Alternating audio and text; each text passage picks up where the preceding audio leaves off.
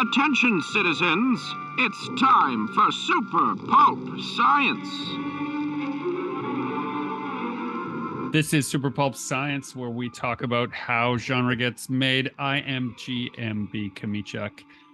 Don't let all those fancy initials fool you. The G stands for Gregory. I'm here with my long-suffering co-host, Justin Curry, who is known the world over as chasing artwork.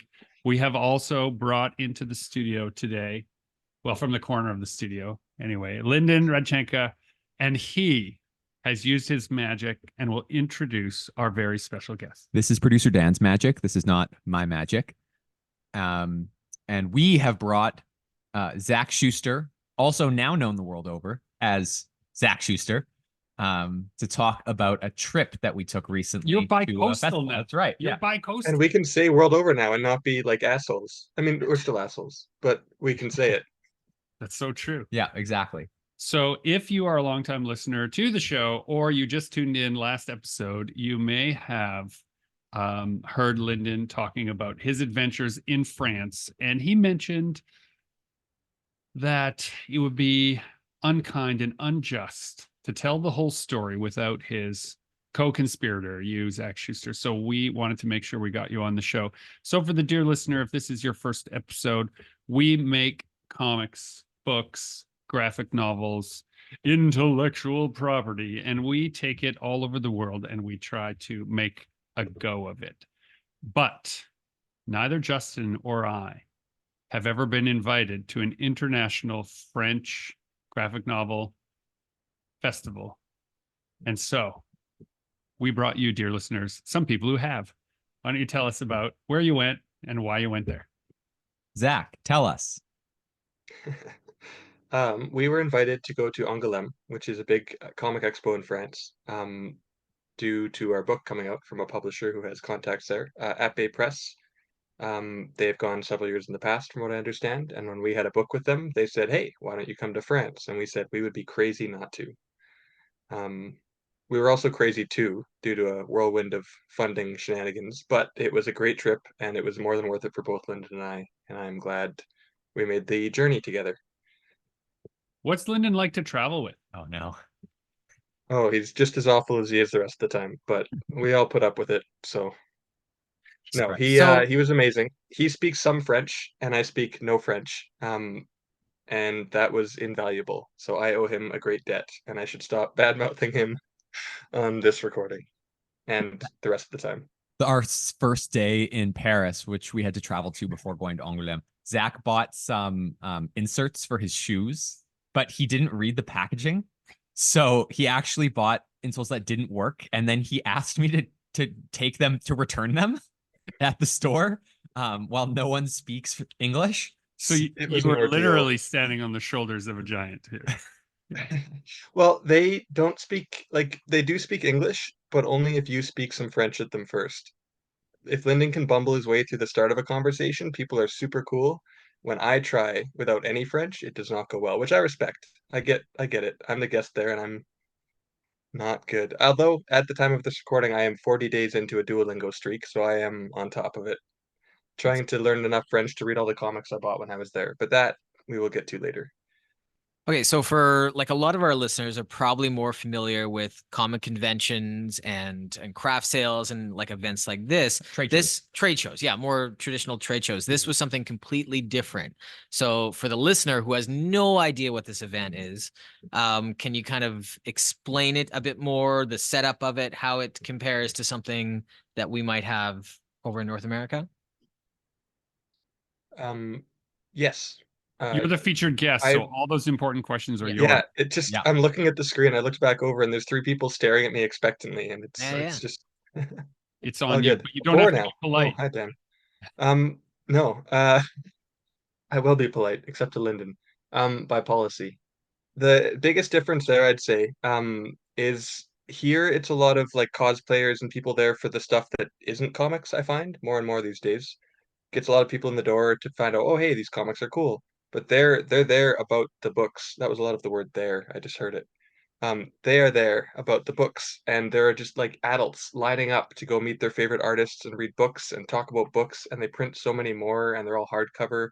It's just like a lot more respect is given to comics there. I feel like priority. It's just about comics of all sorts for all people, and it's just a different audience, and I found it very interesting. That was my biggest takeaway. How about you, Lyndon? Yeah, I mean, I touched on this in the last time we very briefly talked about it. And what I really appreciated about that festival was that it wasn't all inside of a convention center. Mm. How would you describe how that show is set up? Yeah, like did you Well, guys it have a takes booth? so we had two booths, but the overall format to answer Lyndon's question is it kind of takes over the whole town of Angoulême. All the like the university had art galleries, and there's several different big buildings that were some there already, I believe, and some that were built, like the Canada Pavilion, where we had one of our two booths. There's also like there's an indie hall for all the indie stuff. Then there's a big main publisher hall with all the bigger publishers. And we had a booth in the indie pavilion or the indie building too. So just a huge, they had to walk in between all these places. But the whole town, like any retail location that wasn't currently a shop, was clearly rented out to people who just brought their back issue collections and made a little shop in the whole town. Like the whole town, it's like Calgary has the Stampede where we all are redneck hicks for a week. These guys have Angoulême and do comics, which I It's really better. liked. It's better. Less, less Each cowboy has hats. their place in Yeah, the rich tapestry of culture, gentlemen. but we were hearing Public from our host knowledge. that they treat it like we treat Stampede, and I usually leave town for Stampede and go to BC for a week when it's busy back home. And they are kind of fed up. Some of the locals are like, ah, all these people are in town for comics. Just like I'm like, oh, look at all these cowboy jerks. So I guess the grass is always greener where there aren't cowboys, metaphorical or otherwise. Well, it is greener where there aren't cowboys because their cows aren't grazing and eating all the grass, actually. So This is getting really deep that's or stupid. Could And be either. the other thing is that Zach and I did not have to bring our own wares to sell.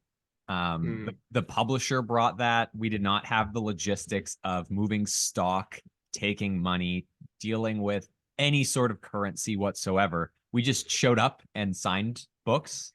And I alluded to this last time we talked about it, but Zach can go more into detail of the story. But the difference in signings between a Yes, trade show and a I think festival. this is my favorite signing story of all time from cons. Back home, we're paying for our own booth. We're paying for our own books. We need to make money. But if you buy one of our books, we love making it. We'd love to sketch it for you. So we always give free sketches to people who buy our books if they want it. And we have to go pretty quick because, like I said, we're on the hook for all this time and money and expense to be at these shows. So we draw little 1 minute sketches. In France, the publishers are paying the artists to be at these booths and sign. So each sketch is like 10, 15 minutes and they're really nice. Like they're just a gorgeous drawing in every book. People will line up and like 10 people will get a signed book because everybody else, well, signing's over. Took too long. There's even a raffle story we'll get to for Lyndon. But in my case, the very first guy who comes up to buy Hero Man at our first signing got a 1 minute sketch. He's just like, here's the book. I'm like, perfect. Doop, boop. Sent it and gave him my sketch. And he just kind of looked a little like, he wasn't like horrified, but it was like something had gone wrong. And I could tell. Then I'm you looking to my filthy left and I'm looking to my Canadian. right. And everybody, I'm like, oh, these guys have been really going at. I went to my first signing, he just drew and drew and drew. I'm like, I screwed up. So after that, all my signings were longer and better and well, longer. And that's when I learned the hard way. Actually, that man, I didn't, that man learned the difference between how we do things in Canada and America and France. I have sampled every language. French is my favorite. Fantastic language. Especially to curse with. Nom de Dieu, de putain de bordel de merde, de saloperie, de connard, d'enculé de ta mère. It's like wiping your ass with silk. I love it. Well, of course, the difficult part too is you're doing these signings, we're doing these signings, but like you don't speak French. So Yeah. it's not like you're So not what's he gonna having a say? conversation with them as Yeah. you're doing it. Yeah. Yeah. And I speak limited French, so I've got like 6 You phrases speak that I great can French. use. Lyndon's being modest as No, always. I I'm don't alternating speak wildly French. between bad mouthing and praising Lyndon as I Well, always do. let's be But clear. It's like the way that a person who doesn't draw all the time looks at your Yeah. 1 minute sketch and says, "Oh my goodness, that's impossible. How did you do that?" You who speak no French see Lyndon able to navigate a 40 city. days of Duolingo. Right, That doesn't mean nothing. It does. That effectively means nothing. right. You're seeing his magic power from a place of zero. So Whereas, like, and I'm seeing it as my French is only to a point where I can embarrass myself right. and then Yeah. ask for sympathy. Well, and it's a good analogy. It connects to that drawing analogy. Lots of people say, "Oh, well, I draw a little bit or whatever," but they're embarrassed to show you Yeah. their sketchbook, Yeah. right? It's the same kind of thing. They can just draw well enough to embarrass themselves, and Yeah. so they don't want to do it in front of you. That's right. Yeah. Does anybody ever feel like they're past that level? Because I'm still there. Oh, I'm constantly feeling like the drawing I've done for the person in that 1 minute Yep.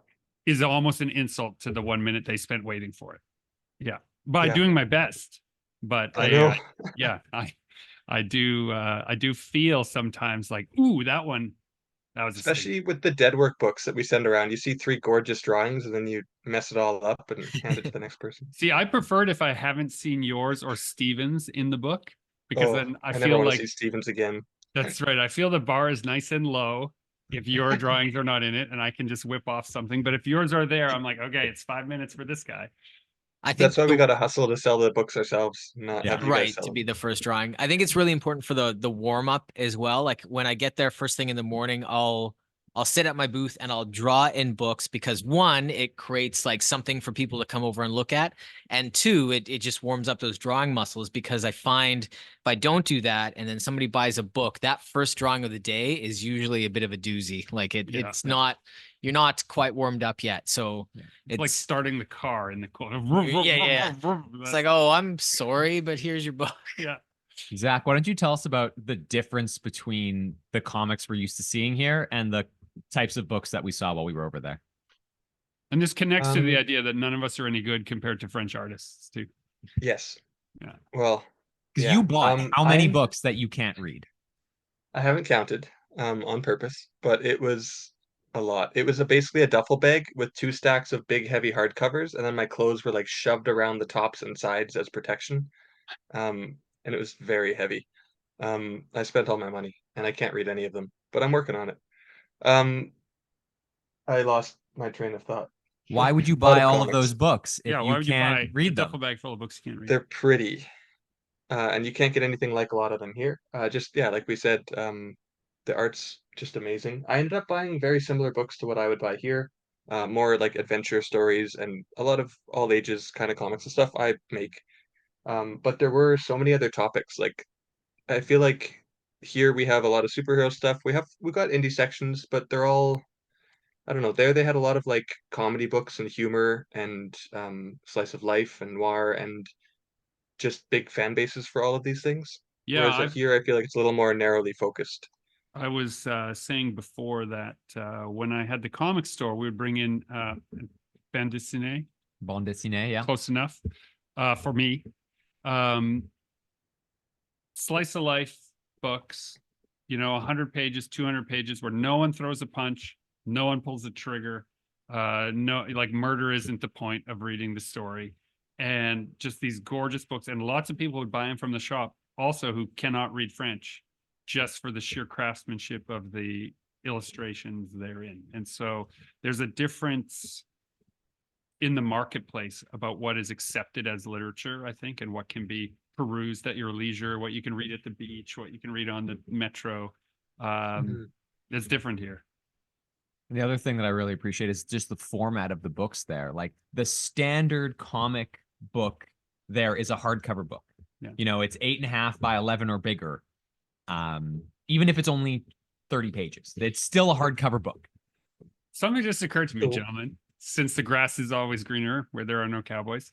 Do you think in France somewhere is a podcast of people speaking in beautiful, well-crafted French phrases about how they wish they could have more gunfights, more punches, and more superhero in their comics? I No. honestly No, I don't think don't. so. Yeah.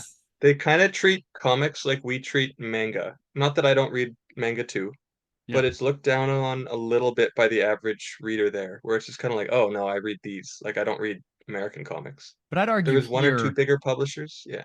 I'd argue here manga is very quickly picking up steam and is going to sort of become the is. dominant sequential art reading form.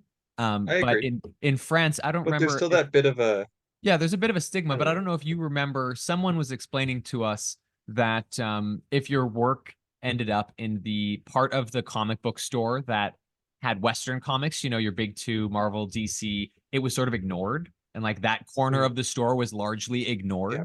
for the rest of the comics, you know, manga and bande dessinée in the shop. Yeah.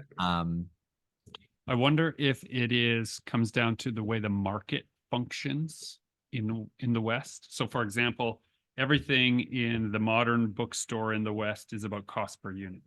And so the cost per unit of manga is worth the risk because the overall unit price is so low compared to a French hardcover full color 8.5 by 11. Yep. You know, You know, I just remembered a small story about when I was parted ways with Lyndon in France on my way back home. I was in a comic shop and I saw a man picking a slabbed Next Men out of a bin of John slabbed Byrne. American books. Yeah, Hellboy's first appearance, and he Yeah. was marveling at it. And I saw him deliberating this purchase, and it was probably expensive. I didn't. It was like a 2-second look, but so He was I about don't to think he'd join be the on a Byrne podcast unit. about it, but he was looking at it like we would look at like I was looking at every other book in that store that I couldn't get back home. So I'm sure there are some fans. And again, there isn't a publisher. I can't remember the name, but they print American comics. And they had a whole booth in the main building. So like there is some demand for it, but they were one booth out of like 30 of the main publishers printing the biggest hits from back home. And I will say I did buy one book I can get back home. I bought Step by Step by Bagheera. They had a gorgeous hardcover. I only had the singles, and so I bought it again. But it's a silent comic, so I felt justified Step by in Bloody having a Step? large Step by cover. bloody step. Step Yeah. by Bloody Step. What did I Yeah. say? Step by Step by step. Step. That's Oh, Step by actually Bloody Blues, Step. right? Yeah. Yeah.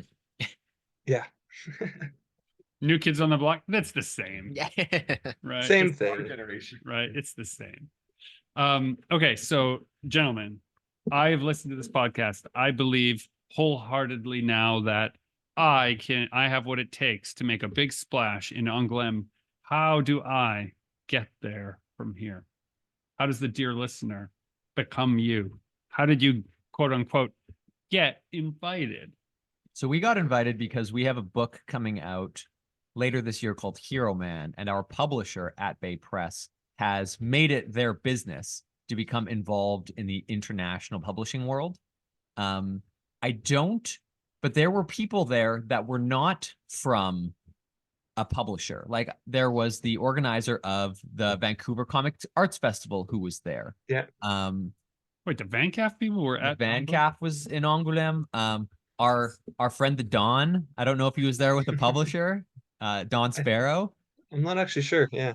I don't recall if he was there as part of a publisher. The group of seven Seven guys, Yeah. they were there for themselves. So I think there is also an avenue to be involved if you can get in touch with the proper persons in Quebec that are involved with organizing the Canadian attendees that go to the festival. Just for the dear listener who is in fact a art history major, we don't mean the group of 7 landscape painters of Canadian fame. We mean the group of 7 who write this like World War II Peregrine's like comic. They call themselves the group of 7, and there's 2 of them. and there's two It's of them. 2 of them. Yeah. Nice. So just point of You know, I just found that out. I genuinely thought it was just 2 of the 7 here. That's a really good bit. I had no idea. So I mean, I think it's just the 2 of them. I haven't seen anyone else involved. And when I go check I them just out assumed online, there's only 7. 2 of them. What if it's a tragic story? What if there's Yeah. only Wow. 7? There's only 2 left. There's only 2 left. Yeah. Well, we shared a bottle of cognac with them, so I feel like we would have heard any tragic backstories at this point. By the end of the bottle, yeah. For the record, that was Right.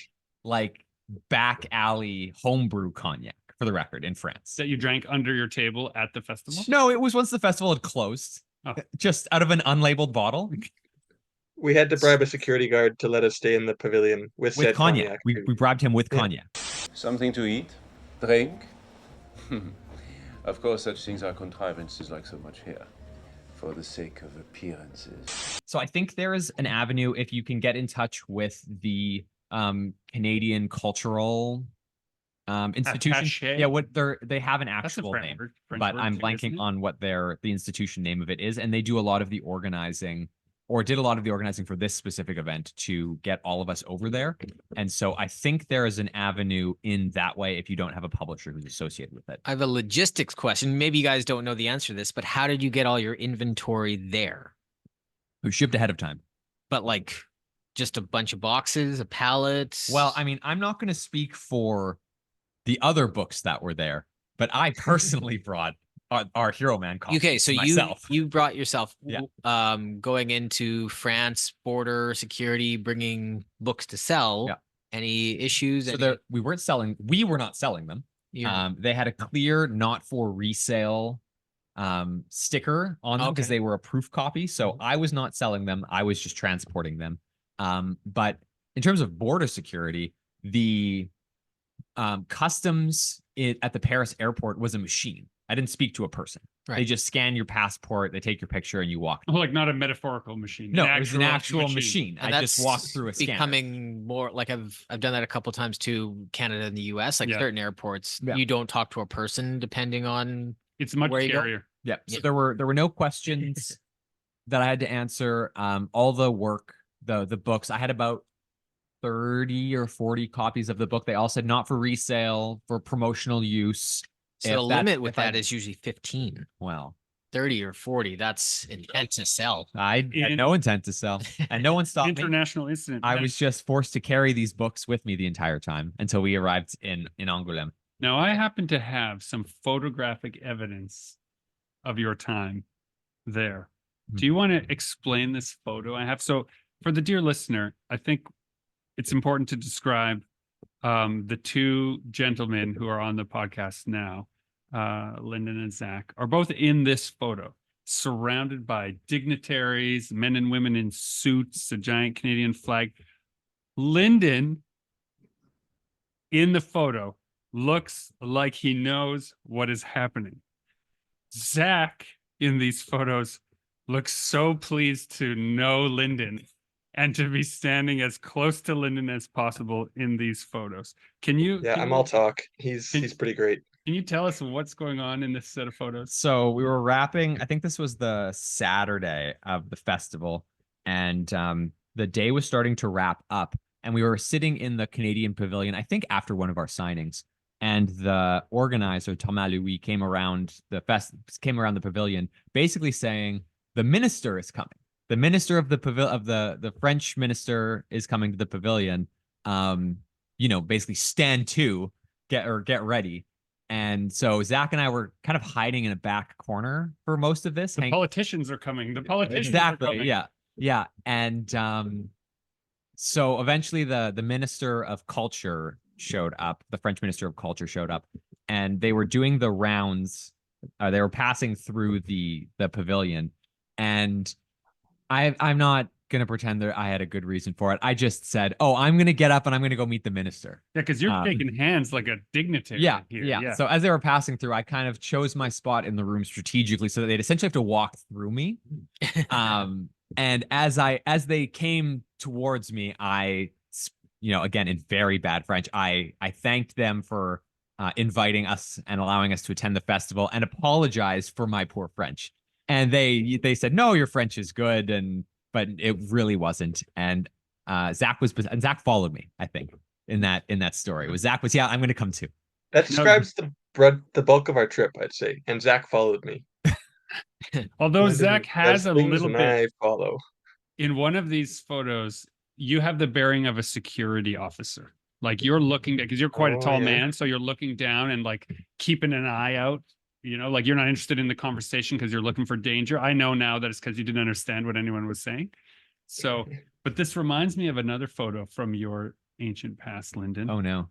This photo where you are shaking hands with the Minister of Culture in France like a traveling dignitary and politician. Yeah. We have a similar photo. We do have a similar photo, from 12 years ago or 13 years ago, striking a similar pose. We sort of met at a as convention. comics people like that. Yeah.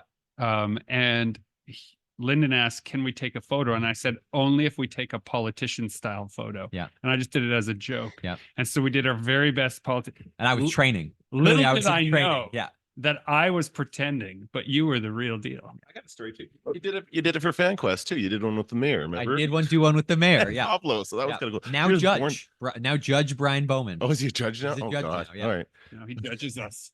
What kind? Anyway. Can he fix a parking ticket? Maybe. Jurisdiction. No, not in its jurisdiction. But so,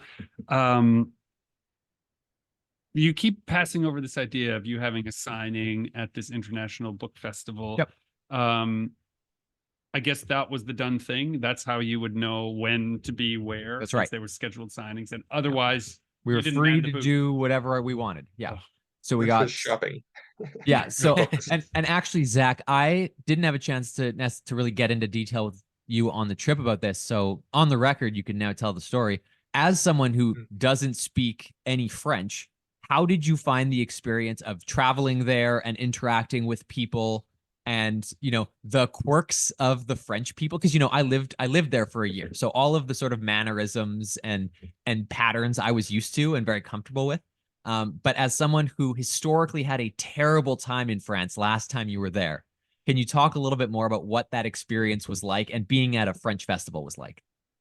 So with you, it was a lot easier. But on the last week in Paris when I was by myself, and also a couple times when I went for sandwiches alone, I ran into what you're describing. And I think I'll tell the sandwich shop story. Because in general, there's that it's a well-known thing that in France or Paris, if you don't speak French, you'll get some rudeness. This sandwich shop owner, I was at the front of a busy line. It was hectic, and instead of my usual like bonjour, at least if you start in French, it takes the edge off of you being in the wrong and not speaking the language. But this man, I was panicked, and I just said, "Hey, I'd like a sandwich." And I was at the front of this line, and he looked at me, and in the best English I think I've ever heard in my life, like the most articulate and clear Was and it the perfect, he line you said, said, "I speak English"? yeah, he said, "I speak French." And then I think I said, "I speak English." And then he just went back to never speaking any more English. But he made it perfectly clear that he could speak better English than I could. And then he went back to just, yeah. So I bumbled my way through the order and had a mediocre sandwich. And that's the kind of thing you run into without Lyndon there to bumble his way through apologies in French. That being said, I respect the hell out of that. That's hilarious. It's his country. I'm not in Well, the right to not speak the language. I've spent some time traveling abroad, and it was put to me by some other people. So if you're a French person listening to this is a third party point of view from another nation. They said the reason that the French are upset if you don't speak their language is they're the colonizers. And if you're the colonized, you learn to adjust. And if you're the colonizer, you don't want to. And so the people in the areas around that had a lot of, let's say, historical conflicts with the French nation, the French as a nation over the last 1,000 years, have a different reason why the French are rude about their language. So, and I think about that as in Canada, how many of the languages of the indigenous people can we speak? I'd say 0, right? And then we act all indignant if they want to protect their own languages or cultures. So there's, I'll see that. Now, art can transcend all of that. Tell me about the books that you brought back that you can't read, but. So my favorite book I found is called They Burn by Ane something. I should remember his name. He's fantastic. Isn't the book like beside you? I can get it, yeah. Anyway, I told myself in Paris, we were there for a couple days before going to the festival, but I told myself no buying books. I'm going to buy a lot of books, so don't buy anything. But this one book spoke to me on the store shelf, and I bought it. And then at the festival, I ended up meeting Anis El Hamori. And I bought this book, but then I met him and I got it signed. And we took so long getting it signed, he got Look at in that trouble with his drawing. publisher. For the dear Oh, that's listener. so good. He and I got chatting and took forever with the signing. And then the next day I came back, bought his second book, did it again. And now we're chatting and we're buddies and we want to draw some stuff together maybe for each other's books, perhaps. But this book, I'm obsessed with it. It's just so loose and cool, and I'm trying to learn how to read it. I've read through it couple times already, and I don't get all of it, but it's very cool. Well, I mean, and Yeah, that's the great, nice great. I'll thing bring this about book out next time. It's cool. that's the nice thing about comics, especially for like, because I'm a little, my French reading is still not fluent, but more advanced than yours is. And I find comics, French comics, are a great way to learn the language because so much of the action is still visual. So you're getting the complement of the language with a visual supplement, as it were, and you can contextualize the words you're seeing a little bit more easily. You can try over and over and over again, just Yeah. flip the page back, see if you understand. And you the can take your context. time with it. Yeah. You know, it's different than watching, you know, one of the things that they often tell you when you're learning French or probably any language is to watch movies or TV with subtitles. But things move so quickly that it can be hard to keep up with that. Whereas with a comic, you can read it, you can take as much time as you want to try and figure out what's going on. I found books and books, notepads and notepads, not all the ones that existed, but a bunch that were created. When my grandfather was learning to speak English, he would just recopy the newspaper. He couldn't read it, but he was just practicing the alphabet because the Cyrillic and the English alphabet are different. And so he was just trying to learn all the, you know, I can't imagine needing that. A long time ago, when we first came here, it was so different. He was so different. He was like you. The only other show I know like over there is the Paris Comic-Con is like a notoriously massive show. It's like over 1 million attendees kind of thing. Did you guys true? Can that possibly be true? 1.2 million attendees over. Yeah. Did you guys hear any murmurings about that or any other European shows that are now on your radar? The only other European show that's on my radar that I really want to attend that I hear about every year is Thought Bubble. Oh, and it's in the UK. Yeah, I'd love to do Thought Bubble. Yeah. But in terms of other European festivals, it's not something that we really had time to talk with anyone else about. So no, I don't know any of the other big ones that. Or did they talk like the people that you met over there talk about coming to North America to do conventions over here? Was that something that ever came up? No, not really. Okay. So is Angoulême the TCAF then? Because I looked up the Paris Comic-Con for the first time, and luckily the landing piece is in English, and it says for true fans and enthusiasts of comics, manga, cosplay, gaming, films, sci-fi, fantasy, and more. So pop culture. So they have a pop culture show in Paris, and just to give some context, that's the Fan Expo, Toronto Fan Expo in Canada, huge, our biggest show, 150,000 attendees. You know, 1/10 the size of the Paris show, but big for us. Yeah.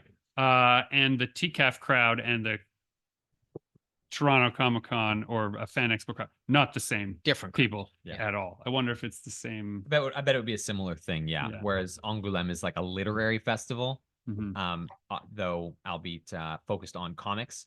This sounds like more of a larger spanning pop culture convention that you're talking about. So really the world is the same everywhere. It's just bigger over there. Yeah. It's just it's harder to buy a sandwich if you're Zach.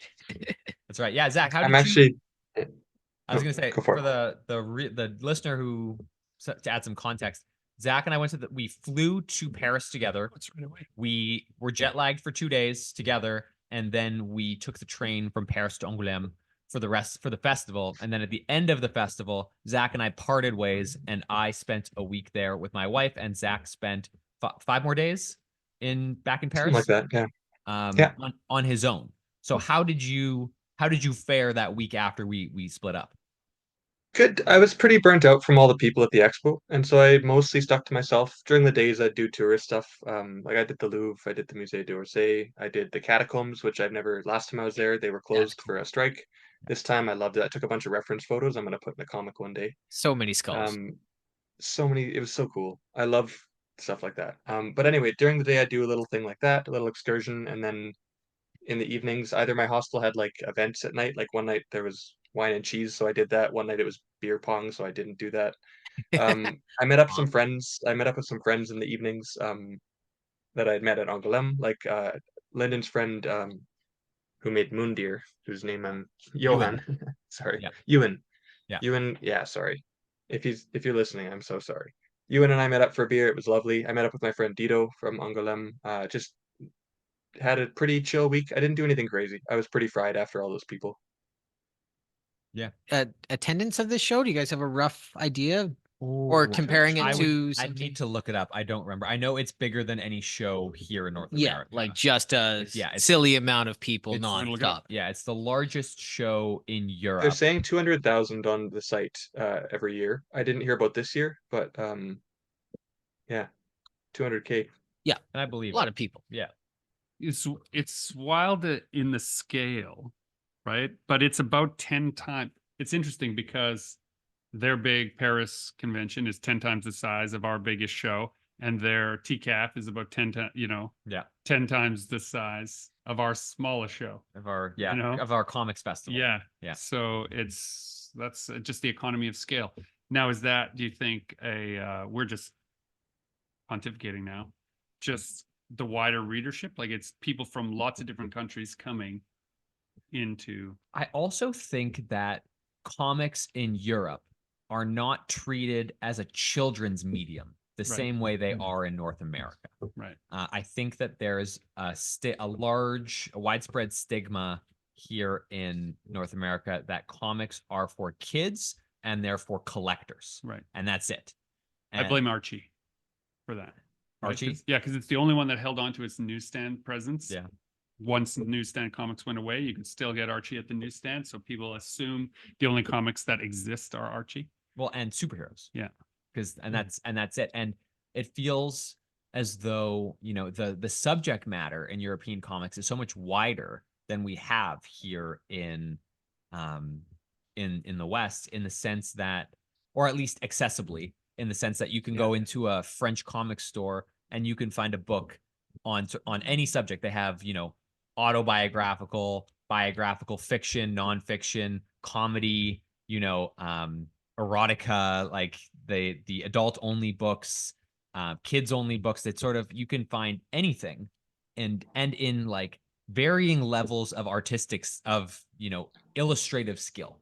There's a Well, lot. I would say I would add to that and say we have those genres here in comic stores, but we have a small section in the back of the store for all of those grouped together is the vibe in most comic shops, whereas they have as many of those as each other. Like they just have like so many more of each of those, whereas like our comic stores are like, here's all the superhero stuff, and here's the back, here's the non-superhero section. Yeah, They it's a have comic just- store is split into superheroes and non-superheroes. Okay, so but But gentlemen, like not 50-50, but like, there's always a tiny section in general. There, it's just like most of it is everything else.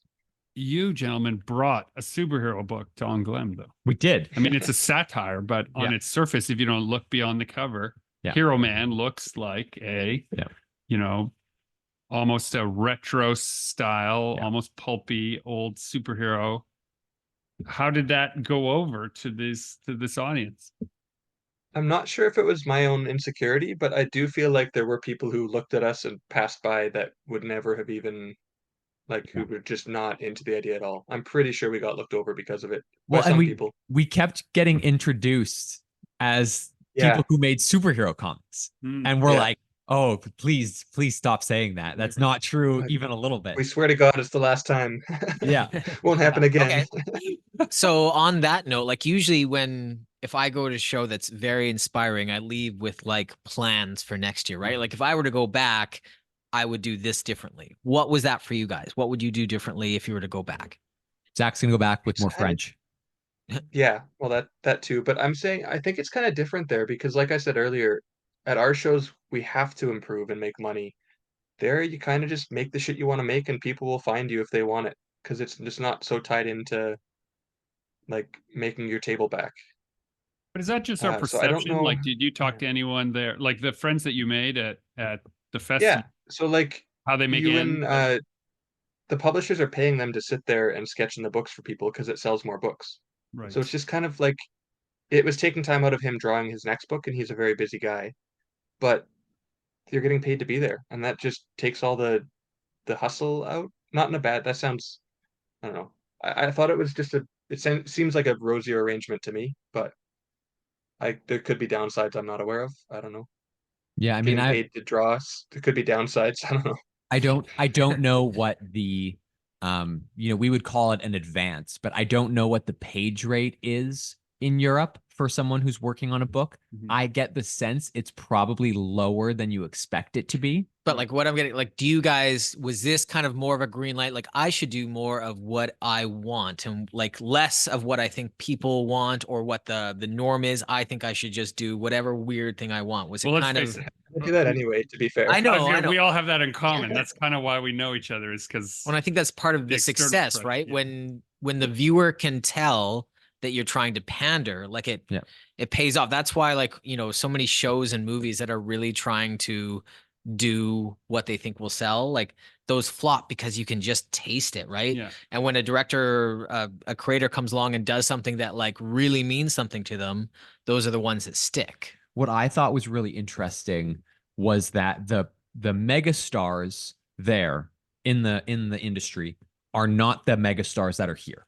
So the idea is, you know, if we're creatives that are trying to make a living doing this work, if you have a North America centric view, then it's likely that your ideal path is to end up working at a big two publisher or getting a big image book, and working in this Western superhero space that then sort of drives into a film and media rights space.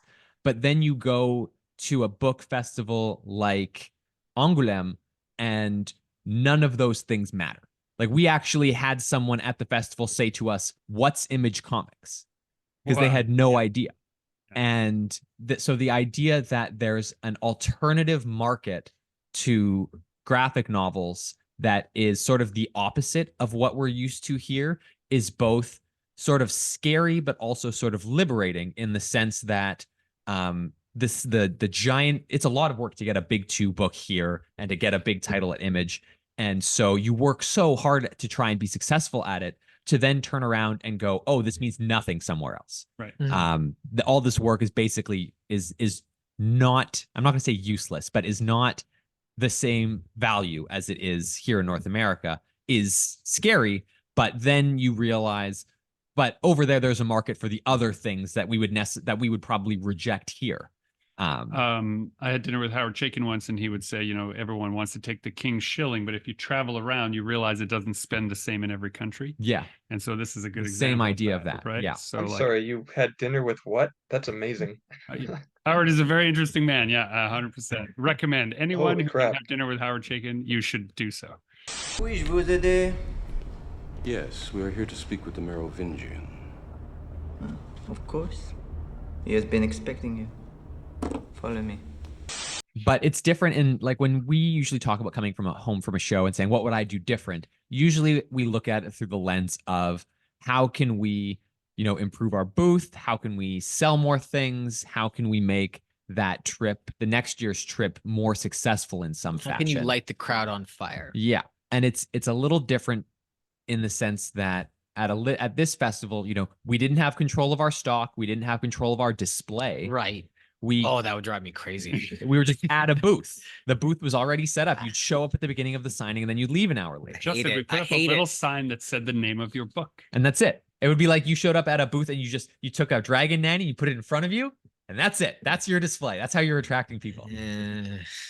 You could do it, Justin. No, I love Dragon Nanny, and I think I'm proud of that book. But I think, like, you know, my strengths are also that presentation, that ziggurat that we've spent years constructing. That's not how that festival works. But that shilling doesn't spend the same. Okay, so did booths have any, like, was it just like you said, like they just had a blank table, books, and the name? Did anybody have They'd any? have a publisher banner or something.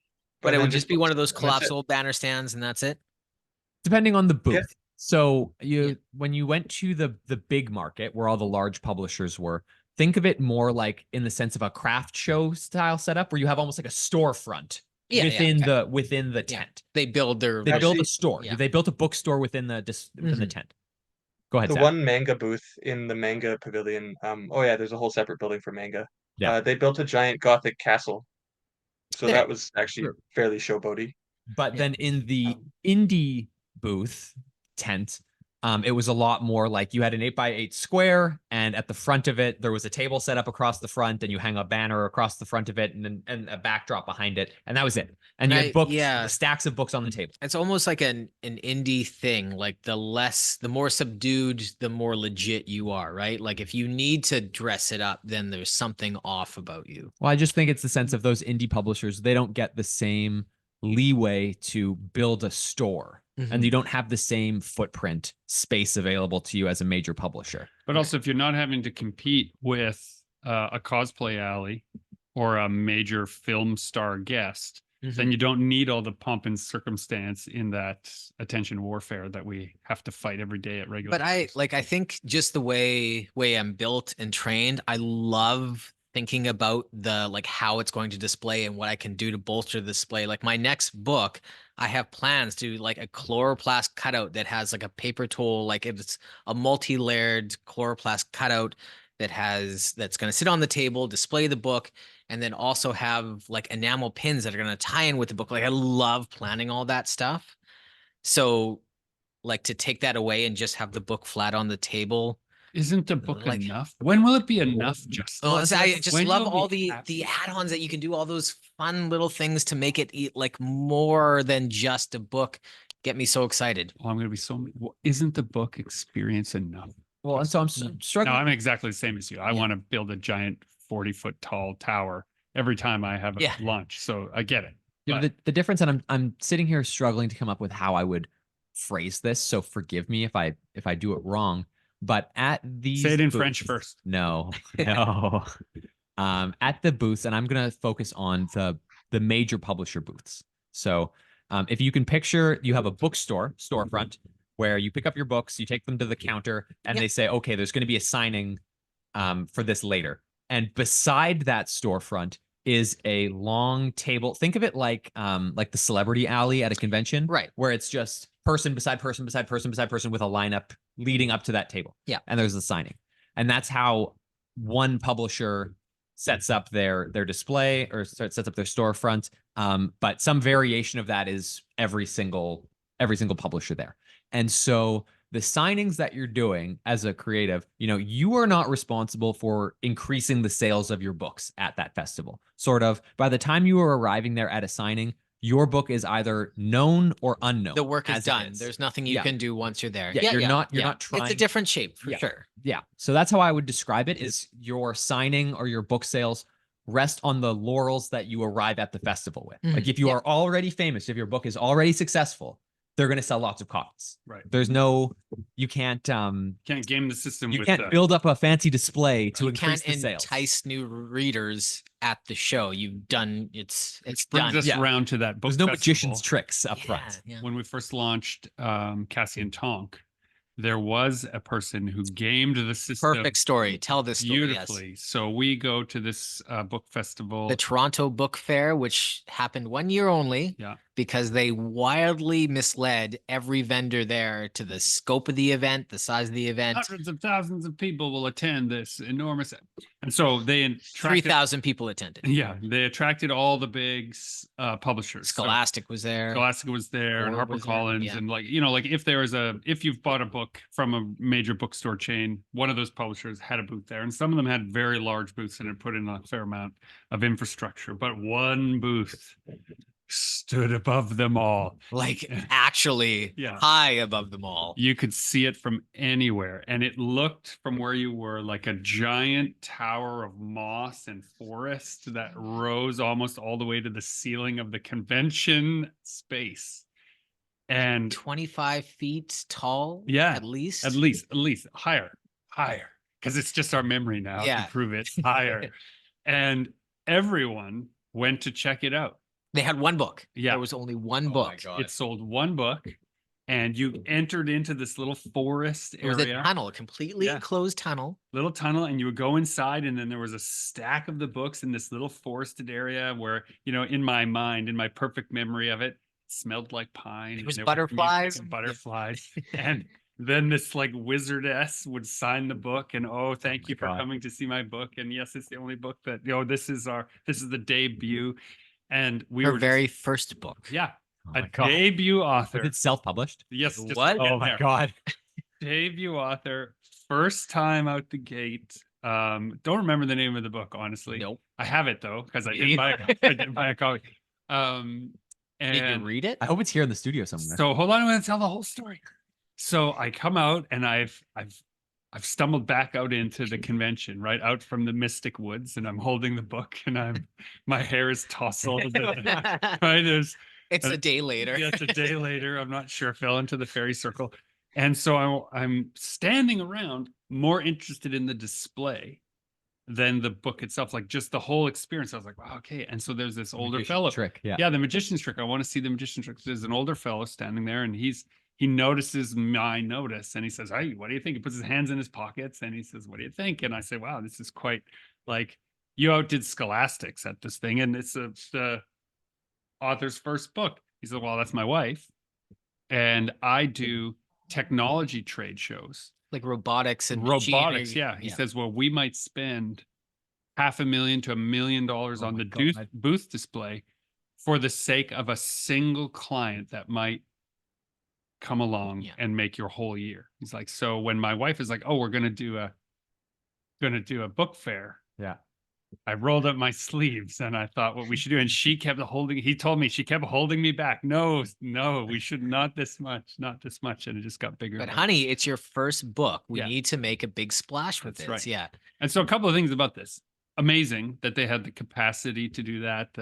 Obviously the funds to do it. Those are all, Yeah. those On are all a great. certain level, it's charming. On a Yeah. certain level, it's charming. On another level, it's also must have been so nerve-wracking for Yeah. her, Yeah. who has seen the done way of doing it. Like you said, you're Yeah. either famous already and people show up, or they aren't. But the reverse can be true. They made the interest by being interesting. Yeah. And so people came, and I bought that book. I did not read it, but I bought it as a tangible, like, vote for the experience I just had. It's like, for $15, I will 100% buy this book from you. Yeah. Right. As a, like, well done. Great job. Yeah. I noticed, and I hope it all goes well for you for the rest of your life. And so you kind of vote with your dollar in that way. So it can be that, but we've also seen the booth that goes big and there's no heart in it at all. Yeah. Like the cool part was in the middle of that forest was this author who dearly loved the work she had done. She almost seemed embarrassed by the Yeah. attention she was getting. She was a Yeah. little embarrassed, and so it was endearing. Yeah. We've been to those booths where they built the big booth and they expect you to pay through the nose To for a worship them. thing you have Yeah. never heard of, and like, we've arrived and now worship at our feet. Yeah. There was a good example of this at the New York Comic Con this year. I don't remember the name of the booth, but they got Don't say Arcbound. Don't say No, Arcbound. no. It was a massive booth near the front, and they were basically trying to capitalize on like kind of like what Pokemon is for kids, like with the gambling of the holographics and stuff, like the cards. Like they created, like, it was something like, furry friends, and it was like they created 200 furry characters. They came with, like, it was cards or pins or something like that, and there was rare ones that you could, like, get if you got the right pack kind And of if you thing. could get on the blockchain. if you Yeah, were- it was Gregory totally a bunch of dollars. crypto bros were trying to, it was so, there was no art or creativity in it. It was like, this is how we make money. This is how we get kids addicted to our product. This is, like, how we make bank. Yeah. And it stank of business and no heart. Yeah. Well, and I mean, Well, I- I say, oh, sorry. no, go ahead. You are the Well, gift. even the big tower I mentioned, they made the big Gothic wooden castle with the clock tower for that manga book. But then it wasn't an experience that I remembered like yours, where it was like, oh, it's magical enchanting forest. It was like there was a bunch of bored teenagers standing in front of it doing a retail job to sell you the manga. Like it just doesn't have that same. It was just to echo your point. Like in my mind, it's like, huh, that was big. Whereas like your experience was a tale to be told. Well, and like the other thing Um, is it's call this a gripe with artistic integrity. The idea that the magician's trick sucks you into buying something that isn't very good. Mhm. And I'm Right. not saying that yours was a case of that. It sounds like they had a wonderful spectacle and a charming, creative, and none of us know what quality the work actually was. Here's the best part. If I had felt cheated by the experience, but I could have read the book for another experience and had plenty of, right. But I actually felt so satisfied that I had paid for the experience I got Yeah. that it didn't feel like I needed the add-on. It wasn't my genre. It wasn't exactly the, I wasn't the target audience. I It's bought it a as young book. adult fantasy. Yeah, it was a young adult fantasy for like quite young adult. Yeah. Like, yeah, I feel like from going to enough shows, every once in a while you see the self-published author who has, is trying to put on some pizzazz to sell their book, and then you flip through the book and you think, well, this could have used an editor, this could have used another pass. Like you put it out, but you need a little more artistic experience here, or you need to keep working at it. It's a good first book. Yeah. I'm excited to see what book 3, 4, or 5 looks like. Sure, yeah. They're on their way. But they're treating their booth display and their setup as though they've already reached that point. Is I think there's a level of separation there. And I think that's important. The fake it until you make it kind of thing, right? Yeah. There's been a couple of artists that have come onto the scene and they kind of stun you, like, whoa, what's this? Yeah. They must have been around for a while. There must be a team behind this. But really, it's just somebody who, they're trying to make that splash. So maybe the last thought here as we wrap up our international quest idea is that, dear listener, whatever it is you're working on, if you loved it and you put all that time and energy and effort into it, there's an audience somewhere. Maybe it's an international audience. Maybe it's a local audience. Maybe if you love it and you did your absolute very best on the book itself, and you feel like there's more you could do to help that book reach its audience, that's when you start thinking about your display. That's when you start thinking about what festival, what publisher, what person might help you get it to the broader audience. But, to Justin's point, if there's no heart in the product itself, your consumer will immediately know. And so you're not going to be able to sell them two things. So make sure you love the thing you're making, and it'll be much easier to connect with your audience in that way, no matter how big the display is. Well, and the last thought I would have on this particular festival, Angoulême, is, there are some festivals that you go to make money, and then there are some festivals that you go to for sort of the other intangible benefits that come along with being invited to an international festival and rubbing shoulders with publishers and building connections with other artists. And this was certainly one of those festivals that falls in the second camp. It is not one that you would necessarily go to. At least Zach and I would be going to try and pay our bills with. That leads us to the end of our episode, dear listener. Though Lyndon has previewed our next episode, which I had already started writing. What does it say there? Intangibles. The intangibles that come along with having your book in certain places. Tune in next week to Super Pulp Science. This is GMB Kamichek, encouraging you all to join the fight and make comments.